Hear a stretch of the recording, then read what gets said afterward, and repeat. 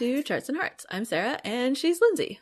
And together we're working our way through an epic list of rom-coms in order to find and categorize tropes in the hopes of creating the nerdiest spreadsheet podcasts I've ever seen. Today we are continuing our very strange theme of movies named after women. Yep. And we're doing the 1990s Sabrina.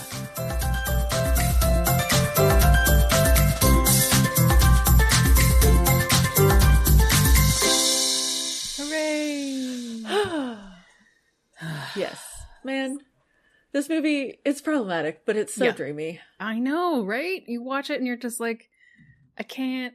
Yeah. Because even when you've seen it and you know that he's lying. Mad. Yeah. And you're like, but, Yeah, I know. Yeah. Both of them. Both of them are so swoony, and there's something about the way Harrison Ford speaks in this movie. Like, the scene in his office when he's... like, they're a kiss right before the kiss. I'm just like, I can't. I know. I can't. Like, what is happening to me? So many feelings. Yeah, so it's Harrison Ford, Greg Kinnear, and then Julia Ormond is Sabrina. And, yeah, it's just really good. Yeah. But also, like, not. No, I know. And that's the thing of, like, have you seen the original? Not for a long time. Okay. Because, like, it doesn't make it better. But the fact that it was in the 40s... 50s, I think. Something like that. Makes sense. It makes the plot make more sense. But it's still not good. But yeah. Yeah. Yeah, it was 1954 with Audrey Hepburn, Humphrey Bogart, and some other guy. Yeah, and when you think about Audrey Hepburn and Humphrey Bogart, like there was in the trivia, like the age gap is like, whoa. It is, but it's also almost exactly the same as Harrison Ford and Julia Ormond. Yeah, it's like 5 years different. Yeah. Yeah. It's just Humphrey Bogart looks like Humphrey Bogart. Yeah, exactly. With like an old man face. And also it's like that 90s business clothes of like, she aged, like she seems like she was gone for like 10 years based on like her fashion style changes, but she goes from wearing like overalls to like 90s fashion business clothes. Stuff, yeah. So like they never really say how long she's gone. I'm pretty sure it might just be a year. I thought it was like 1 to 2 years at the most. Yeah. Yeah. So, because of the Greg Kinnear storyline of like... Exactly. Yeah, he's still engaged to the same woman. Yeah, and they haven't gotten further than that. Yeah, so... And then also, the other part of this is that Harrison Ford, we know what he looks like now, so he probably seems really young in this, even though he was, well, I don't know, 45? Like, just guessing. Yeah, so so he's 23 years older than Julia Ormond, and then Humphrey Bogart is 29 years older. Yeah, so both gross, but not good. Especially when when you consider that she grew up there, and so he's known her since she was a child. Yes, not well. Yeah. It's not like they were close, but still, yeah, and like that's, and then the power issues, of course, are huge. Exactly. With that age in there, it's just because he would have been like 50 something. He was born in 1942. So yeah. I mean, he looks like Harrison Ford. He looks amazing for his age, obviously. Yeah. And he's very swoony. Yeah. But have you seen Harrison Ford ever? Like, well, exactly. Yeah. So yeah. But oh man, yeah. And then other people in this movie, because that's so random. I know. So we've got, first of all, let's pour one out for Greg Kinnear because he's amazing and I love him. Oh my gosh. And yeah. He is working, like he's in stuff, but he's not Harrison Ford. No, and he's also like kind of the hero of this movie. I know. And he was so amazing just in the 90s. And I wish that he had gotten to be more famous and be in more things because he's very adorable and hilarious and like really good at acting. Yeah. It's like, what did I see him in recently? But nothing. Was it You've Got Mail? Probably. That's probably the most recent thing I saw him in. But like, he works a lot. He's just not like in a million things. Yeah. And he's not like the most famous person in everything. Exactly. So he's there. And he's amazing. Lauren Holly is his fiance. And we're watching Family Law. Yeah. Right now, which she plays the mom. Yeah. And she's also looks amazing now. But it's very fun to see her in this role because it's very different. Paul Giamatti is there for some reason. Yep. It's so random. He just pops up in really random 90s rom-coms and you're like, what? Indeed. Also, Becky Ann Baker, who plays Ted Lasso's mom in Ted Lasso, is one of the house worker people. Yep. And then also, so for our Whale Tales Watches podcast for Whale Tales, we did 20,000 Leagues Under the Sea, and the person who plays Professor Aronnax is also in this movie, Richard Crenna. Yeah. Which I was like, I know that name. Why do I know that name? Because we talked about this when we recorded that episode. Also, I watched things out of order. Yeah. Harrison Ford's assistant. I think the actress's name is Dana Ivey. Dana Ivey. Yeah. She looks so much like Maggie Smith all the time. It's very confusing. Yes. But just in case you were wondering, Dana Ivey is in this, and she's also in Home Alone 2. Maggie Smith is not in Home Alone 2. That's this Dana is correct. Ivey. But if you look at her in both of these movies, especially this one with the giant glasses, you're just like, is that Maggie Smith? She also looks like a little bit like Allison Janney, not as Allison Janney, but like playing a certain character, like Allison Janney in the Tonya Harding. Yeah. I, Tonya. Mm-hmm. Yeah. Yeah. I think it's mostly the glasses and the like tall, skinny, but yeah, and the hair. Yeah. Okay. Other observations. Champagne flutes where they shouldn't go. Don't put them in your pants. I know, it's gross. They'd They'd be so linty, and whatever else is in your pants. Also, Tuck's pants don't have back pockets. Like, if you're gonna put them in pockets, like, I could see maybe, like, the inner lapel pocket on a suit jacket. In your suit jacket, and then they're at least upright. It's weird, but also, like... And they're less linty. Dangling two champagne flutes by, like, holding them together. By, like, your two fingers? Oh. Yeah, like, that's swoony. Do that. Yeah, it's like, it's on the level of, like, your bow tie draped around your neck. Yeah! Come on, Greg Kinnear. Swoon. I know. And it's like, who's gonna call you out on it? Well, we didn't really talk about the plot of this movie. Oh, yeah. I assume you've seen it. If you haven't seen it, go stop this and go watch it, because it's fantastic. But the part when young Sabrina is in Paris and she's talking to her mentor, and she's like, I would go for walks and I would write silly nonsense in my journal, and I was like, yep, that's what we all do. Yep. Pretty much.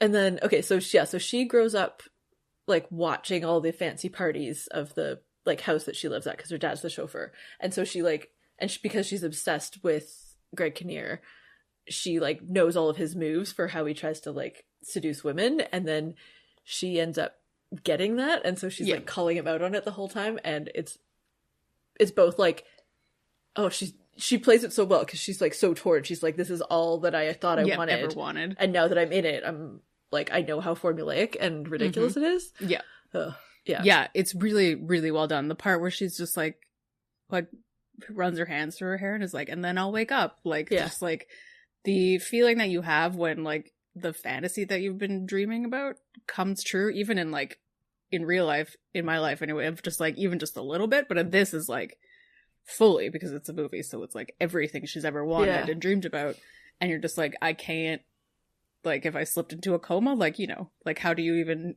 deal with this reality? So in their, like, her last date with Linus, or not last date, but like the big date with Linus, he tries to get her tickets to a Broadway show. And Lindsay's note is that it's probably Rent, which is hilarious. And I do like that that's hilarious, but Rent didn't open until 1996 on Broadway. Oh, okay. I thought it was 95. It probably was off Broadway. So 1995, like the top grossing thing was Showboat, but I feel like that probably wasn't. It was probably like Beauty and the Beast would have been new. I don't know what else would have been like the hard show to get. It's because it's like the hard show to get isn't necessarily the top grossing one, but I'm just trying to think of like Sunset Boulevard, Miss Saigon maybe, and there was Les Mis as well, of course, there's always Les Mis, and like even though she like Dana Ivey calls it out, she's like, it will be a musical and they will sing and dance around, but so still funny. Like thinking about him watching any of those is pretty funny. Rent is probably the funniest, just because. No, it would be so much funnier if it was Rent. But so it premiered off Broadway in 1996, and then premiered on Broadway in April.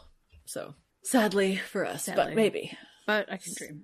We can always dream. Maybe he was seeing the lesser known version, Lease. Amazing. Okay. Shall we get to some tropes? Oh my gosh, there's so many.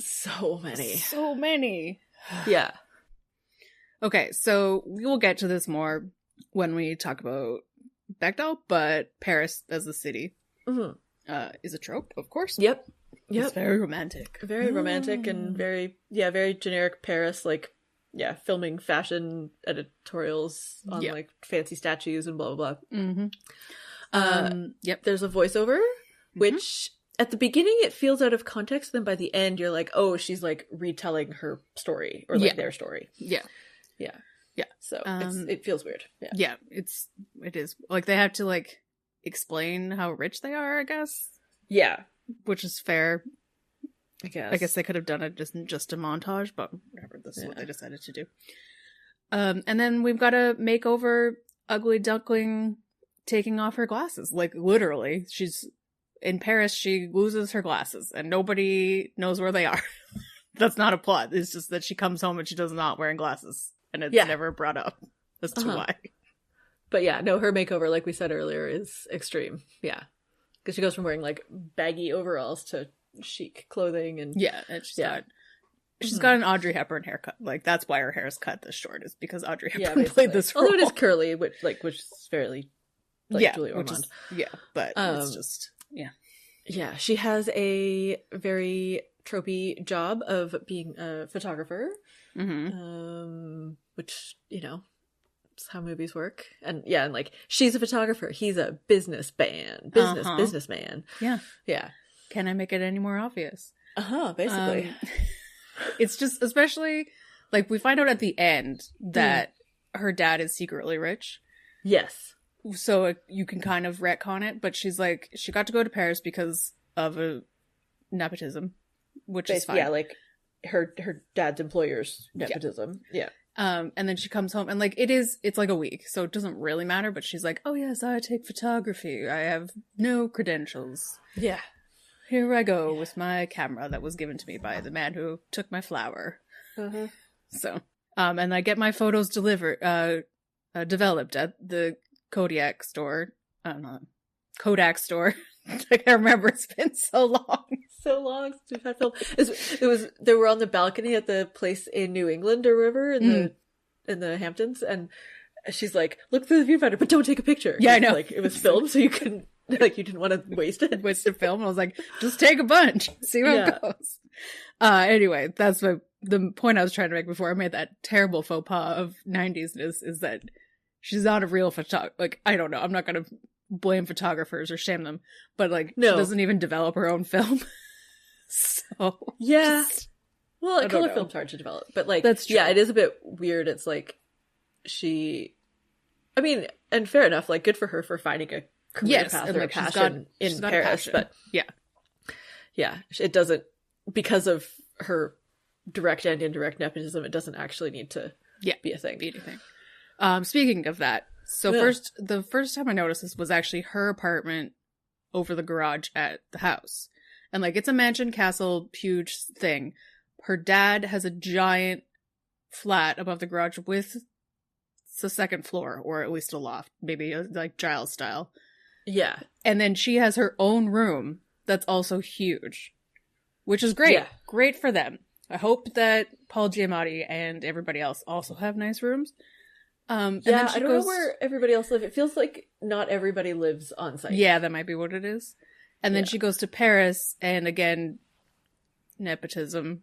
She has, like, this huge apartment, which is just classic rom-comness. Like, she's in it for, like, 3 scenes. I don't think it needed to be that big, but whatever. Yeah, especially, like, because Paris apartments are notoriously small, teeny tiny, and, like, you know, may or may not have a sink that you can fit more than a glass or your hands in. Okay. There is a douchey ex, so she hooks up with a guy in Paris who's, like, teaches her to take photos and blah blah blah, and he's like he's not that douchey. No, that's why I'm calling him the first boy. He's very much just like the first boyfriend, not actually, there's nothing wrong with him. Exactly, there's nothing. It was like it was a fling. He sees her for what she is. Yes, he teaches her to see herself through the power of cameras and French club sex. Also that. But there is a douchey ex, which is more Playboy, Dream Boy douchiness, which is Greg Kinnear. And he's not a douchey ex, but he is the wrong choice. He is the wrong choice. Quotes. Yeah, and, like, her first love, even though it was unrequited, one-sided. Mm-hmm. And then the other boy, of course, is a stuck-up workaholic who needs to learn about his feelings. Normally, obviously. that's the female who needs to learn to stop working and have children and get married. But in this movie, it's Harrison Ford. Obviously. And he does do a good job of learning about his feelings. He goes about it the wrong way. At the end, he does have feelings. Yes, he goes from squashing feelings to having feelings, which I guess is a journey. There's so many montages in this. There's like the party montages and the Paris montages and the going on fancy date montages. Yeah. Falling in love over food. Yes. Yeah. Just back to Paris for a second. Of course they play La Vie en Rose.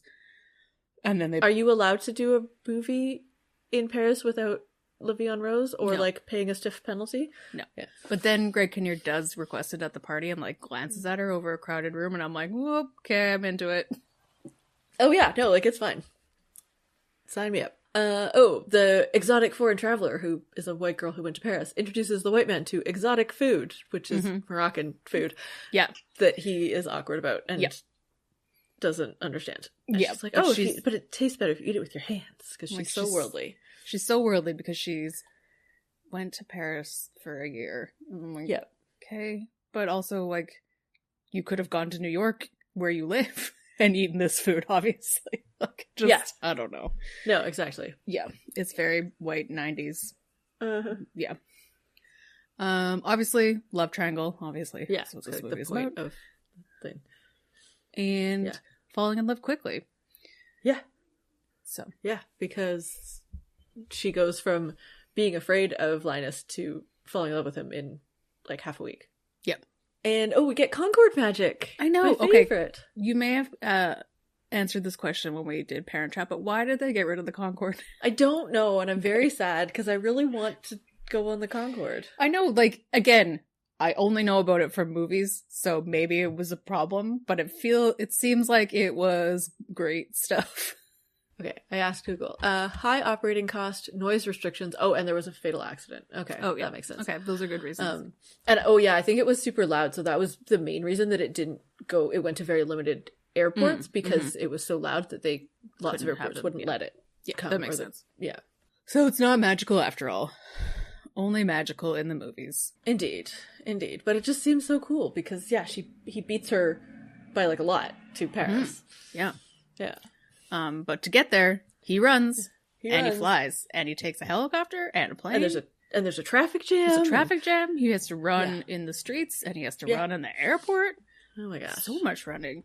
Yeah. It's very dramatic. But it's also so 90s because, you couldn't get from the street to the gate that quickly. Yeah, he's in... like, even... He has a helicopter, which helps with bridges. But he's in his office, and Greg Kinnear's like, the flight leaves in 32 minutes. I'm like, what? Yeah. You really need to be at the airport an hour ago. At least. International? 2 hours ago. Yeah. Yeah. So crazy. Okay, Lindsay. Does this movie pass the Bechdel test? Again, technically, like, she does, like, at the beginning, I was like, yeah, because she's got her mentor, and her mentor is good and teaches her about finding herself, which is part that I like. But also teaches her about it's okay to be hazed as an intern, because when you're not an intern, then you can haze your intern. Exactly. Which is bad. Yeah, that part's not great, but it is technically passing the Bechdel test. Yes, it's a technical pass, but it's still bad. But the other parts of that like the mentor is the one who talks about finding herself in Paris, which was not about a man, which was about writing in her silly journal and going on walks and all of that. Yeah. And I'm like, and then she does that. So like that part is great. I wish that she found herself and then came home and continued to find herself, and also shut the fuck up about Paris. Yeah. So, I think Lindsay and I were talking on the weekend because we were talking about like this a little bit, and then also about Roxanne, and it's both this and Roxanne are named for the female character in the same way that like Indiana Jones movies are named for the thing that they're trying to find. For the MacGuffin, basically. For the MacGuffin. Yeah. Because she is a character, but she's not a well-drawn character. She is less caricature than Roxanne, for sure. But like, she doesn't get the arc. The men get the arc. She just gets the off-screen, finds herself in Paris, and then comes back and realizes that she's still in love with the same boy that she was before. Like, so yeah, she doesn't develop. The boys do. Both of them develop. Yeah, like she does have more screen time and POV. Regardless of like it is from her POV. Yeah. Well, some of it is. A lot of it near the end is from Harrison Ford's POV. Oh, that's true. But the first half, like she's like the Paris stuff is all her, and then she comes home and there is a lot of it is at the beginning at least is her POV, and then we just kind of lean into Harrison Ford. So it's better than Roxanne, but it's still she is just a person who has, if she did talked about Paris one more time, she would be a manic pixie by default, basically. Of like, I only can do one thing, and it's be dreamy, so you fall in love with me. And by being dreamy, I'm doing that by talking about Paris, including about Moroccan food, somehow.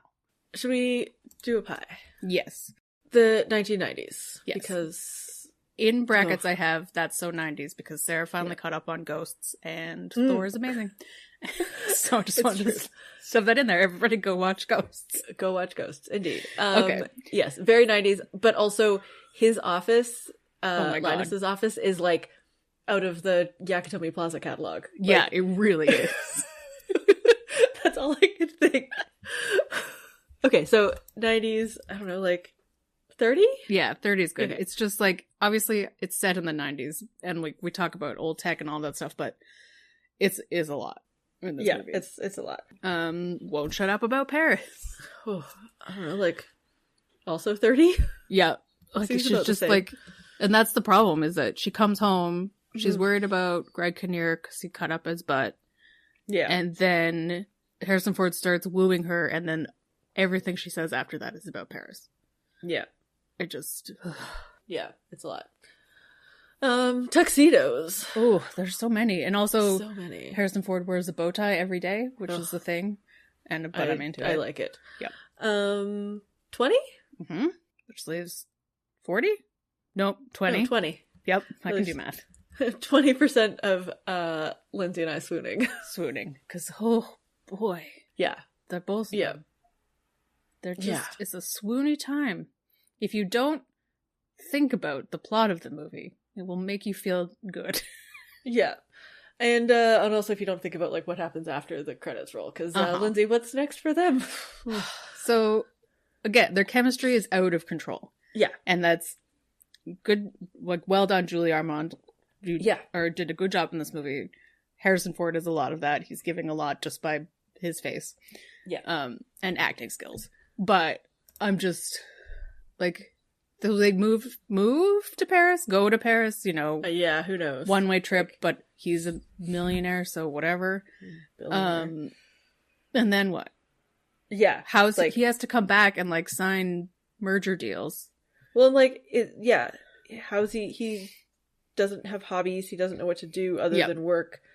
Like, he doesn't know how to feed himself, drive himself. Nope.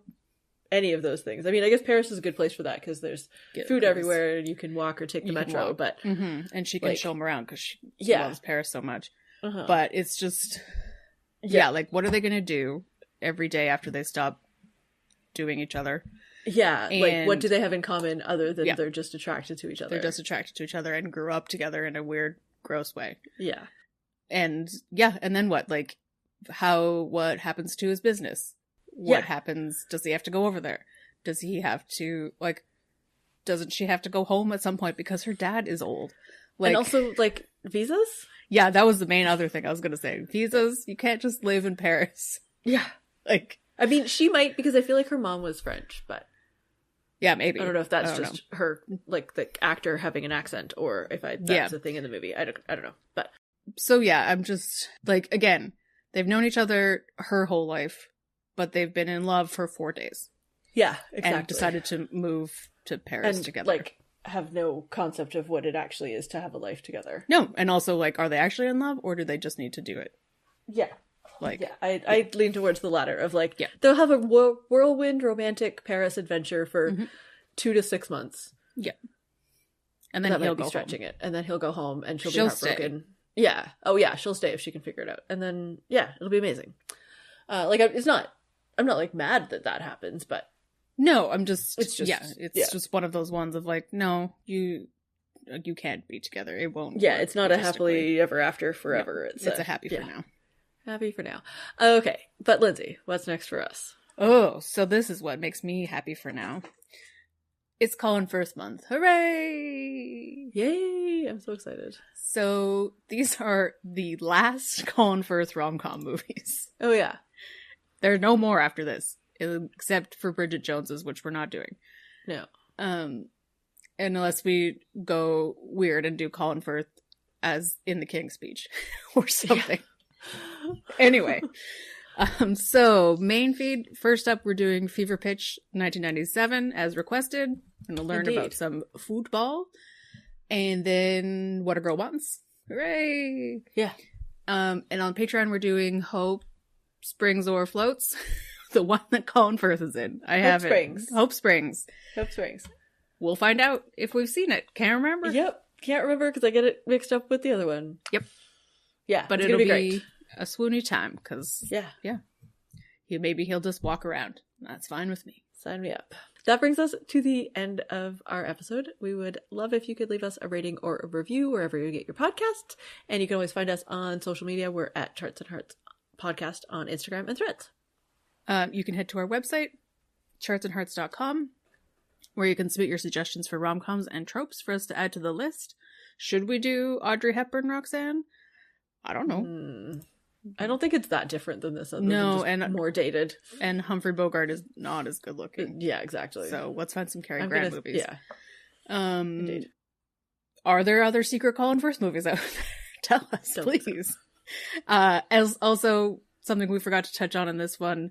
This is a very, very white movie. There is one person of color, and she is stereotypical, made accent kooky, and it's not great.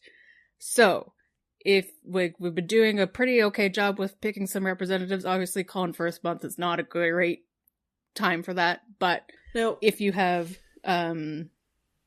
suggestions of people of color or LGBT, please let us know, because we would like to do more of those as we go forward. Indeed. We would also just love to know your thoughts on this movie.